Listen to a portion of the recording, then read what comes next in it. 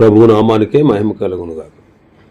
కూడి వచ్చిన మీ అందరికీ కర్మల ఆత్మీయ సహవాస సంఘ విశ్వాసులందరికీ మన ప్రభువును ఆయన ప్రియ కుమారుడునైన యేసుక్రీస్తు వారి శ్రేష్టమైన నామములో శుభములు మరియు అందరికీ వందనాలు. యెహెజ్కేలు గ్రంథం 8వ అధ్యాయాన్ని మనం ధ్యానం చేసుకుందాం. యెహెజ్కేలు గ్రంథం 8వ అధ్యాయం. ఇందులో ముఖ్యాంశం ఏంటంటే దేవాలయములో విగ్రహారాధన.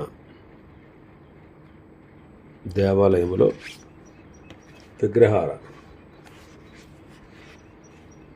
ఇశ్రాయేలీయులు చేసిన పాపం వల్ల తీర్పు వారి మీదకి వచ్చినట్లు యెహెజ్కేలు గారు పదే పదే చెప్పాడు. అయితే వారు యెరూషలేములో చేసిన పాపం ఏంటి? వారు ఏ పాపం చేస్తూ ఉన్నారో అది చూపించడానికి దేవుడు యెహెజ్కేలును ఈ దర్శనంలో యెరూషలేములకు తీసుకువెళ్ళి అక్కడ వారు చేస్తున్నటువంటి దుష్ట కార్యాలు చూపించాడు.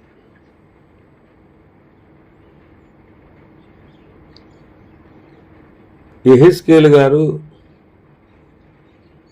ఈ గ్రంథంలో మొదటి 3 అధ్యాయాల్లో దేవుడు తన దర్శనాన్నిచ్చి 4 సూచనలు కనపరిచారు. 4-5 అధ్యాయాల్లో ఆయన 2 సందేశాలు ఇచ్చారు, తీర్పును గూర్చి చెప్పారు. ఇప్పుడు 8వ అధ్యాయం నుంచి 11వ అధ్యాయాల్లో దేవాలయంలో ప్రజలు చేస్తున్న దుష్టత్వం, ప్రజల యొక్క మారణ హోమం, దేవుని సన్నిధి వారి మధ్యలో నుంచి తొలగిపోవుట, యెరూషలేములో ఉన్న అధిపతులపై తీర్పు 8వ అధ్యాయం నుంచి 11వ అధ్యాయం వరకు మనం చూడవచ్చు. మొదటి 6 వచనాల్లో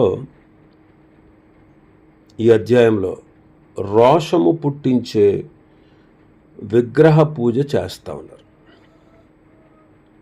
మొదటి వచనం, 6వ సంవత్సరము 6వ నెల 5వ దినమున నేను నా ఇంట కూర్చుని ఉండగాను, యోధా పెద్దలు నా ఎదుట కూర్చుండి ఉండగాను, ప్రభువైన యెహోవా హస్తము నా మీదికి వచ్చాను.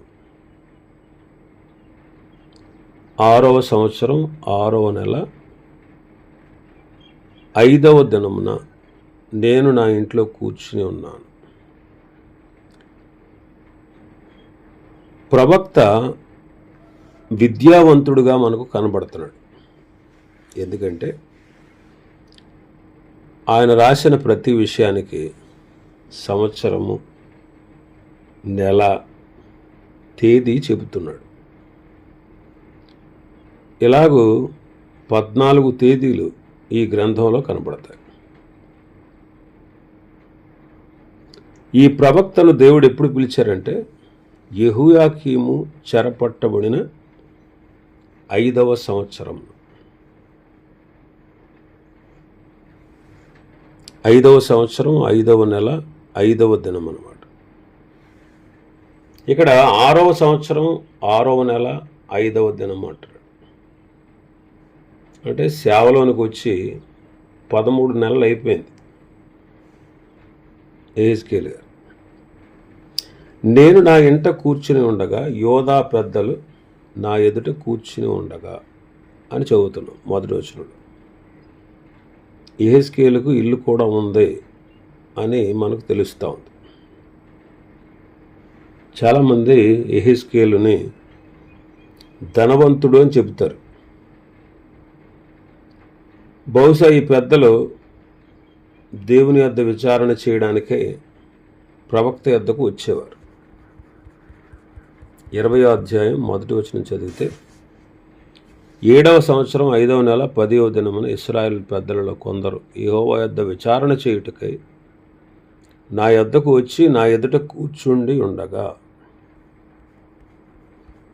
అంటే ఈ పెద్దలు ఎందుకు వచ్చేవారంటే దేవుని వద్ద విచారణ చేయడానికి. ప్రభు అయిన యెహోవా హస్తము ఆయన మీదకు వచ్చింది. ప్రభు అయిన యెహోవా హస్తము నా మీదకు వచ్చెను అనే ఈ మాట 7 సార్లు ఈ గ్రంథంలో మనకు కనపడుతుంది. ఇక్కడ యెహెజ్కేలుకు దర్శనం కలిగింది. యెహెజ్కేలు గారికి 3 దర్శనాలు కలిగినట్లు ఈ గ్రంథం మనకు చెప్తుంది. మొదటి 3 అధ్యాయాల్లో ఆయన సేవా పిలుపు కొరకైన దర్శనం, 8 నుంచి 11 అధ్యాయాల్లో యెరూషలేములో జరుగుచున్నటువంటి హేయమైన కృత్యాలు చూపుట కొరకైన దర్శనం, 40 అధ్యాయం నుంచి 48 అధ్యాయం వరకు భవిష్యత్తులో ఇశ్రాయేలులు పొందనై ఉన్నటువంటి మహిమను గూర్చిన దర్శనం. కాబట్టి ఇక్కడ దేవుని హస్తము యెహెజ్కేలు మీదకు వచ్చింది. 2వ వచనం చూస్తే, అంతటా నేను చూడగా అగ్నిని పోలిన ఆకారము నాకు కనబడను. నడుము మొదలుకొని దిగువ వరకు అగ్నిమయమైనట్టుగాను, నడుము మొదలుకొని పైకి తేజోమయమైనట్టుగాను, కరుగుచున్న అపరంజి అయినట్టుగాను ఆయన నాకు కనబడను. మొదటి అధ్యాయం 27వ వచనంలో కూడా చూస్తే, చుట్టూ దాని లోపట కరుగుచున్న ఎత్తడియు అగ్నియు ఉన్నట్టు నాకు కనబడెను. నడుము మొదలుకొని మీదికిని, నడుము మొదలుకొని దిగువకును ఆయన అగ్ని స్వరూపముగా నాకు కనబడెను, చుట్టూను తేజోమయముగా కనబడెను అని మనం చదువుతాం. ఇక్కడ తేజోమయుడుగా ఆయన కనబడుతున్నాడు. ఈయన ఎవరంటే ప్రభు అయిన యేసుక్రీస్తు. ఈ గ్రంథములో ఆయన 7 విధాలుగా కనబడతారు. ఇక్కడ తేజోమయుడుగా కనబడుతున్నాడు. హెబ్రీయులకు రాసిన పత్రికలో మనం చదువుతాం. హెబ్రీయులకు రాసిన పత్రిక 1వ అధ్యాయం 3వ వచనం, ఆయన దేవుని మహిమ యొక్క తేజస్సును, ఆయన తత్వం యొక్క మూర్తిమంతమునై ఉండి తన మహత్తు గల మాట చేత సమస్తమును నిర్వహించుచు పాపముల విషయంలో శుద్ధీకరణ తానే చేసి దేవదూతల కంటే ఎంత శ్రేష్టమైన నామం పొందినో వారికంటే అంత శ్రేష్ఠుడై ఉన్నత లోకమందు మహామహుడగు దేవుని కుడిపార్శ్వమున కూర్చుండెను. ఆయన దేవుని మహిమ యొక్క తేజస్సు. తిమోతి మొదటి పత్రికలో కూడా చదువుతాం. తిమోతి మొదటి పత్రిక 3వ అధ్యాయం 16వ వచనం, నిరాక్షేపముగా దైవభక్తిని గూర్చిన మర్మము గొప్పదై ఉన్నది. ఆయన సశరీరుడుగా ప్రత్యక్షుడయ్యను, ఆత్మ విషయమున నీతిపరుడని తీర్పునందెను, దేవదూతలకు కనబడెను, రక్షకుడని జనములలో ప్రకటింపబడెను, లోకమందు నమ్మబడెను, ఆరోహణుడై తేజోమయుడయ్యను. కాబట్టి ప్రభు అయిన యేసుక్రీస్తు వారు ఇక్కడ కనబడుతున్నారు. ఆయన పాదములు అపరంజితో సమానమని ప్రకటన గ్రంథం 1వ అధ్యాయం 15వ వచనంలో చదువుతాం. ఇవన్నీ కూడా ప్రభు అయిన యేసుక్రీస్తు వారిని గురించిన వర్ణనలు అని మనం గ్రహించుకోగలుగుతున్నాం. ఇంకా 3వ వచనంలో మనం చూస్తే, చెయ్యి వంటిది ఒకటి ఆయన చాపి నా తల వెంట్రుకలు పట్టుకొనగా ఆత్మ భూమి ఆకాశముల మధ్య నన్నెత్తి నేను దేవుని దర్శనములు చూచుచుండగా యెరూషలేమునకు ఉత్తర వైపున నా ఆవరణ ద్వారము దగ్గర రోషము పుట్టించు విగ్రహ స్థానములో నన్ను దించెను. చేయి వంటిదొకటి చాపబడి ఆయన తల వెంట్రుకలు పట్టుకుని భూమి ఆకాశం మధ్యకి ఎత్తి యెరూషలేము దగ్గర ఉన్నటువంటి రోషము పుట్టించు విగ్రహ స్థానంలో నన్ను దింపెను. మరి క్రీస్తు ఆత్మ ద్వారా యెహెజ్కేలు ఇక్కడ నడిపించబడుతున్నాడు. ప్రస్తుతం ఈయన ఆ బబులోనులో చెరలో ఉన్న వారి మధ్యలో కాపురం ఉన్నాడు. అయితే ఆత్మ ద్వారా యెరూషలేమునకు పోవుటకు, యెరూషలేములో జరుగుచున్న హేయకృత్యాల గురించి అదే ఆత్మ ద్వారా తెలుసుకుని చెరలో ఉన్న వారి వద్దకు పంపబడి చెరలో ఉన్న వారికి ఈ సంగతులు చెప్తున్నాడు. 11వ అధ్యాయం 24వ వచనం. తరువాత ఆత్మ నన్ను ఎత్తి, నేను దైవాత్మ వశుడను కాగా దర్శనంలోనైనట్టు కల్దీల దేశమందు చెరలో ఉన్న వారి వద్దకు నన్ను దింపెను. అంతలో నాకు కనబడిన దర్శనము కనబడకుండా పైకెక్కింది. అప్పుడు యెహోవా నాకు ప్రత్యక్షపరిచిన వాటినన్నిటినీ చెరలో ఉన్న వారికి తెలియజేసి తిని.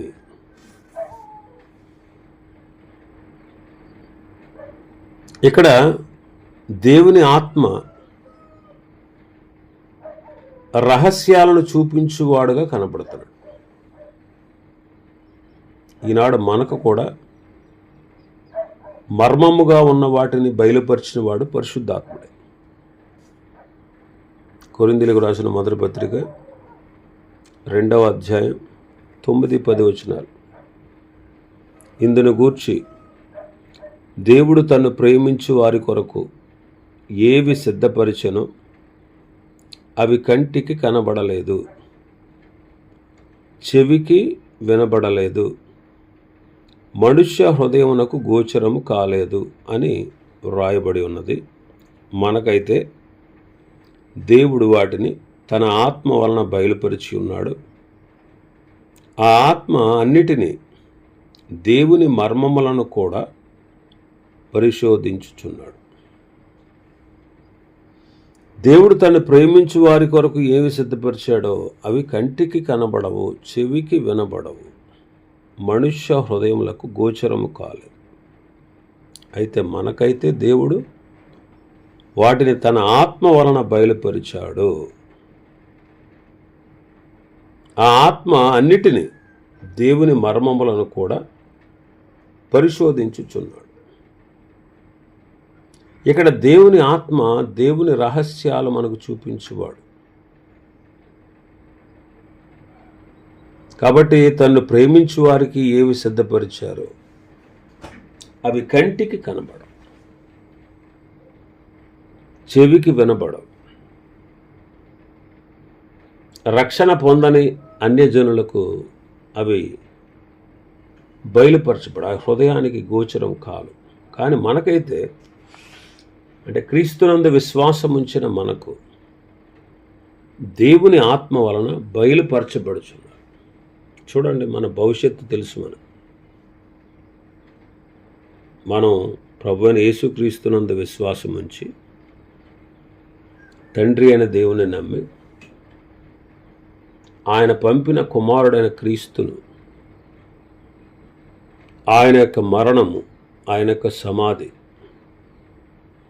ఆయన యొక్క పునరుత్థానం నా కొరకే అని నమ్మాం.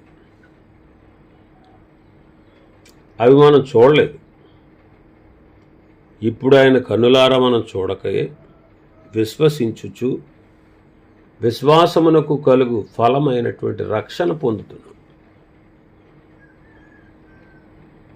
కాబట్టి రేపు మనం మరణిస్తాం, సమాధి చేస్తారు, మన ఆత్మ పరదేశకు వెళుతుంది. ప్రభు రెండోసారి రాబోతున్నాడు. ఆయన మధ్యాకాశానికి వచ్చినప్పుడు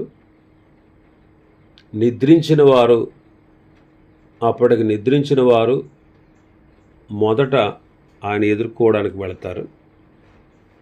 ఆ తర్వాత సజీవులుగా భూమి మీద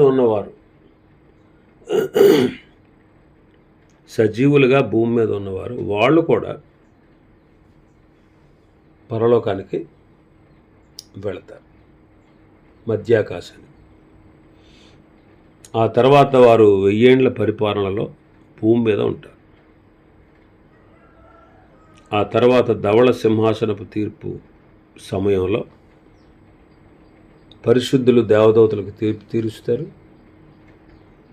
ఈ లోకం పుట్టింది మొదలుకొని విశ్వసింపని వారు తిరిగి లేపబడతారు. వారికి తీర్పు తీర్చబడుతుంది. ఆ తీర్పులో మనం ఉంటాం. ఆ తర్వాత క్రొత్త ఆకాశం, క్రొత్త భూమి, నిత్య యుగంలో తరతరాల యుగాలు ప్రభుతో పాటు మనం ఉండబోతున్నాం. ఇది ఎలా తెలుసు మనకి? దేవుడు తన ఆత్మ ద్వారా, ఆయన వాక్యము ద్వారా మనకు ఈ సత్యాలు బయలుపరచడానికి మనం నమ్మాం. పరిశుద్ధాత్ముడు నీలో నాలో నమ్మిక పుట్టించారు, విశ్వాసాన్ని పుట్టించారు. కాబట్టి ఈ మర్మములన్నీ ఆయన నమ్మిన వారికి మాత్రమే అర్థమవుతాయి. యెహెజ్కేలు కూడా ఈ మర్మమైన సంగతులను బయలుపరుస్తున్నాడు. పాత నిబంధన గ్రంథాల్లో పరిశుద్ధాత్మల గురించి ఎక్కువ పర్యాయాలు రాయబడినటువంటి గ్రంథం యెహెజ్కేలే. ఆ పరిశుద్ధాత్మ కార్యములు ఎక్కువగా మనం ఈ గ్రంథంలో చూడగలం. ఈ దర్శనంలో ఇశ్రాయేలీల దేవుని ప్రభావం కనబడింది. మరి వాళ్ళు ఏం చేస్తున్నారు? వాళ్ళ గురించి ఇక్కడ రాయబడింది 4వ వచనంలో. అంతటా లోపల నాకు కనబడిన దర్శన రూపముగా ఇశ్రాయేలీల దేవుని ప్రభావము అచ్చట కనబడెను. మొదటి అధ్యాయంలో దేవుని యొక్క దర్శనం అంటే యెహోవా ప్రభావ స్వరూప దర్శనాన్ని చూసిన భక్తుడు ఇక్కడ కూడా ఇశ్రాయేలీల దేవుని ప్రభావాన్ని చూస్తున్నాడు.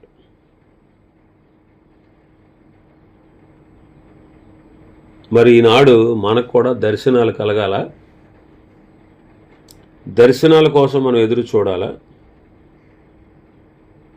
ఈ దినములలో దేవుని యొక్క ప్రభావాన్ని చూడడానికి దర్శనాలు అక్కర్లేదు.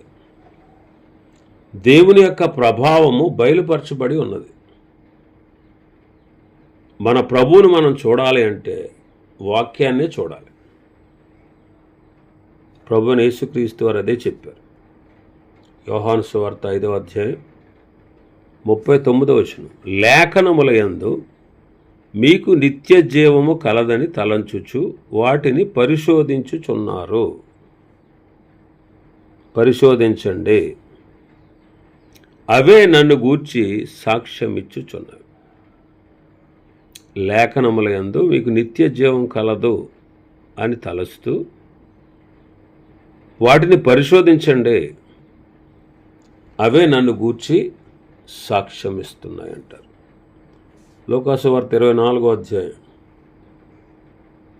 25వ వచనం 26వ వచనం, అందుకైన అవివేకులారా, ప్రవక్తలు చెప్పిన మాటలన్నిటినీ నమ్మని మందమతులారా, క్రీస్తు ఇలాగూ శ్రమపడి తన మహిమలో ప్రవేశించుట అగత్యము కాదా అని వారితో చెప్పి మోషేయు సమస్త ప్రవక్తలు మొదలుకొని లేఖనములన్నిటిలో తన్ను గూర్చిన వచనముల భావము వారికి తెలిపెను. అవివేకులారా, ప్రవక్తలు చెప్పినటువంటి మాటలన్నిటినీ ఎమ్మాయి దారిలో జరిగిన సంఘటన ఇది. అక్కడ మోషే సమస్త ప్రవక్తలు లేఖనాల్లో క్రీస్తును గూర్చి చెప్పిన వాటిని వారు నమ్మనందుకు వారిని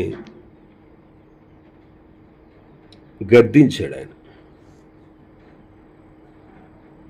ఇంకా 44వ వచనంలోకి వస్తే లూకాసు వార్త 24:44, అంతటా ఆయన మోషే ధర్మశాస్త్రములోను ప్రవక్తల గ్రంథములలోను కీర్తనలలోను నన్ను గూర్చి వ్రాయబడినవన్నీ నెరవేరవలనని నేను మీ వద్ద ఉండినప్పుడు మీతో చెప్పిన మాటలు ఇప్పుడు నెరవేరినవి అని వారితో చెప్పారు.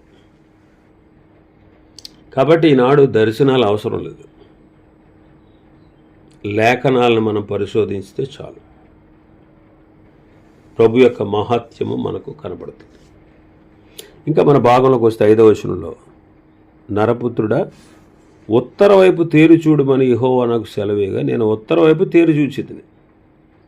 ఉత్తరపు వైపున బలిపీఠ గుమ్మము లోపల రోషము పుట్టించు ఈ విగ్రహము నాకు కనబడెను అంటాడు.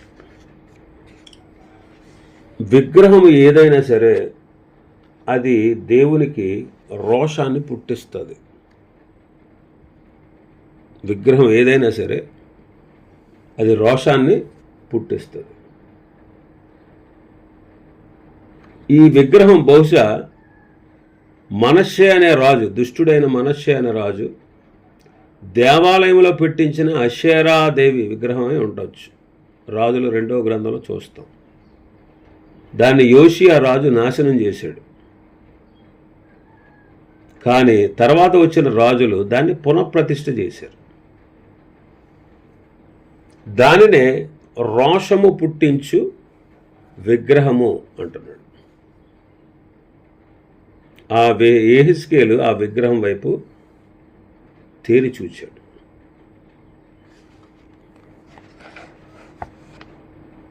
విగ్రహాలకి మనం దూరంగా ఉండాలి, విగ్రహారాధనకు మనం దూరంగా ఉండాలని దేవుని వాక్యం సెలవిస్తుంది. ఏ విగ్రహమైనా దేవునికి రోషాన్ని పుట్టించేదే. ఏ విగ్రహమైనా రోషాన్ని ప్రభుకు పుట్టిస్తుంది.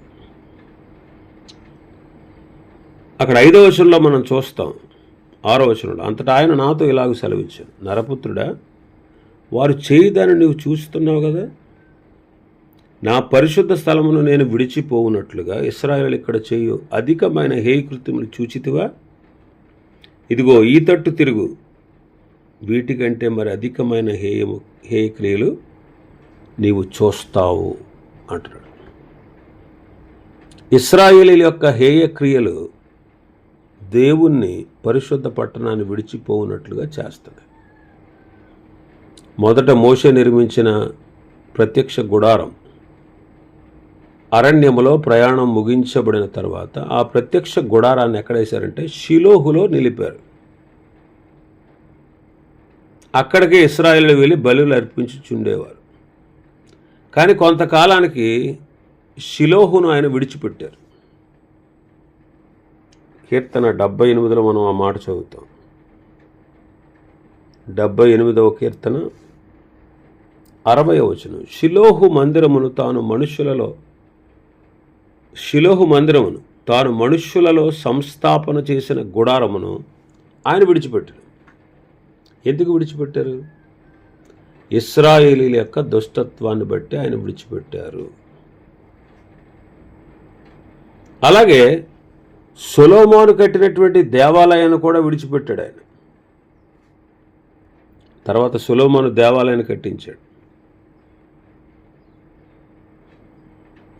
ఆ దేవాలయాన్ని కూడా ఆయన విడిచిపెట్టాడు. ఇర్మియా గ్రంథంలో మాట చదువుతాం, 7వ అధ్యాయం 11వ వచనం, నాదని చాటబడిన ఈ మందిరం మీ దృష్టికి దొంగల గుహ అయినదా?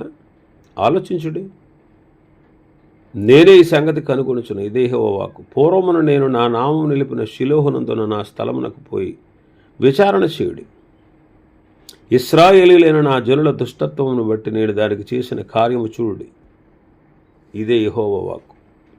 నేను మీతో మాట్లాడినను, పెందలకడ లేచి మీతో మాట్లాడినను మీరు వెనకయు, మిమ్మును పిలిచినను మీరు ఉత్తరమేయకై ఉండిన వారై ఈ క్రియలన్నిటినీ చేసిదిరి కనుక నేను షిలోహునకు చేసినట్లు మీకు ఆశ్రయమైన నా నామం పెట్టబడిన ఈ మందిరమునకును మీకును మీ తండ్రులకు నేనిచ్చిన స్థలమునకును నేను అలాగే చేసేదను అంటారు. నేను అలాగే చేసేదను అంటారు. కాబట్టి యెరూషలేములో ఉన్నటువంటి దేవాలయాన్ని కూడా ఆయన విడిచిపెట్టారు.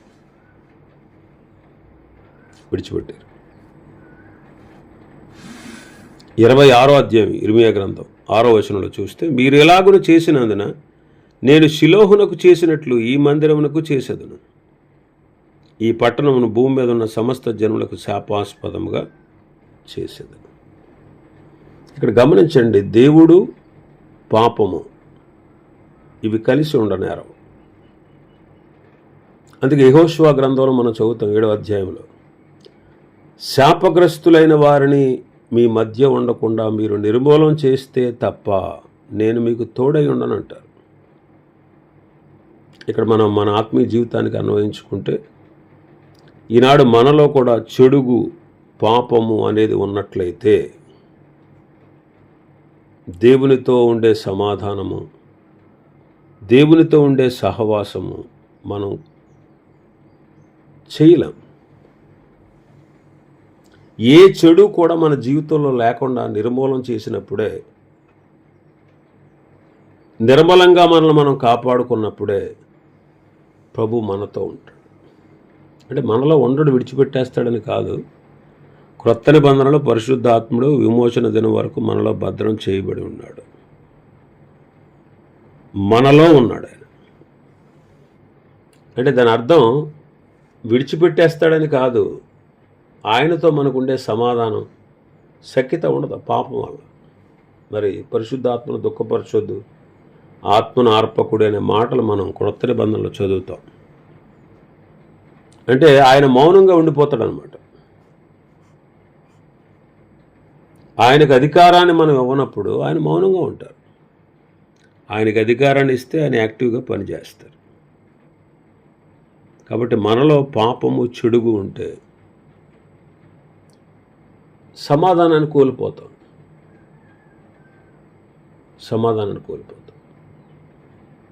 అందుకే క్రీస్తు అనుగ్రహించు సమాధానము మీ హృదయంలో ఏలనివ్వండి అంటారు. నిత్య జీవాన్ని కోల్పోగానే భూలోకంలో శాంతి, సంతోషము, సమాధానాలు కోల్పోతాం. ఎందుకంటే పాపం ఉన్న చోట ఆయన ఉండలేడు. పాపము ఆయన కలిసి ఉండలేరు. వాళ్ళు ఏకంగా దేవాలయంలోనే